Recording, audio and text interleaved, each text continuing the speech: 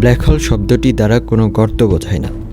Black hole এমন একটি জায়গা যেখানে খুবই অল্প জায়গায় অনেক ভর ঘনীভূত হয়ে আছে, এতই বেশি যে কোনো কিছুই এর কাছ থেকে রক্ষা পায় না, এমনকি সর্বোচ্চ গতিসম্পন্ন আলোও নয়। মহাকাশের এক অনন্ত বিস্ময় এই ব্ল্যাক হোল। ব্ল্যাক হোলকে কৃষ্ণ বিবর, কৃষ্ণ গহ্বর ইত্যাদি বলা হয়।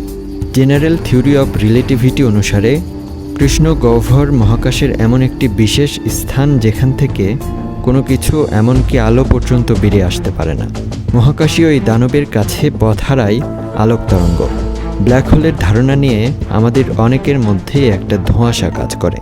মহাবিশ্বের এমন কিছু তারকা বা নক্ষত্র আছে যারা এমন শক্তিশালী মহাকর্ষ বল তৈরি করে যে এটি তার কাছাকাছি চলে আসে যে কোনো বস্তুকে একেবারে টেনে নিয়ে যায়, হোক তা কোনো গ্রহ, ধূমকেতু বা স্পেসক্রাফট।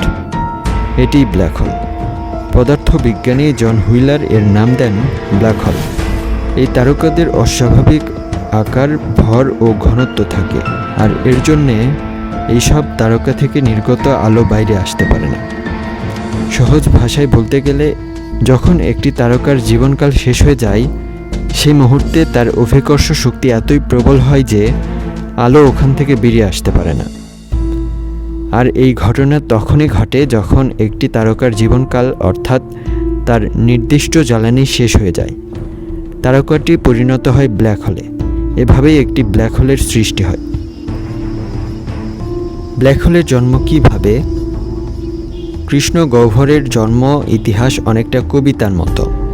একটি তারার মৃত্যু থেকে জন্ম নেয় একটি কৃষ্ণ গহ্বর। বিজ্ঞানীদের মতে সবচেয়ে ছোট ব্ল্যাক হোলটির জন্ম ঠিক এই মহাবিশ্বের জন্মের সময়। একটি নক্ষত্রের নির্দিষ্ট জ্বালানি নিঃশেষ হয়ে গেলে এর মৃত্যু ঘটে। যতক্ষণ পর্যন্ত এর অভ্যন্তরীণ হাইড্রোজেন গ্যাস অবশিষ্ট থাকে ততক্ষণ পর্যন্ত এর ভিতরে নিউক্লিয়ার বিক্রিয়া চলতে থাকে।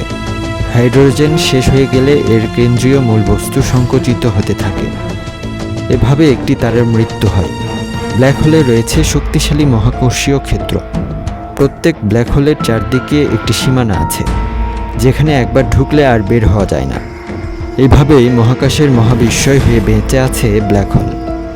একে নিয়ে চলছে বিজ্ঞানের নিরন্তর চর্চা। আলোকে গিলে খাওয়া এই মহাকাশীয় দানবকে নিয়ে তাই আজও কৌতূহলের শেষ নেই।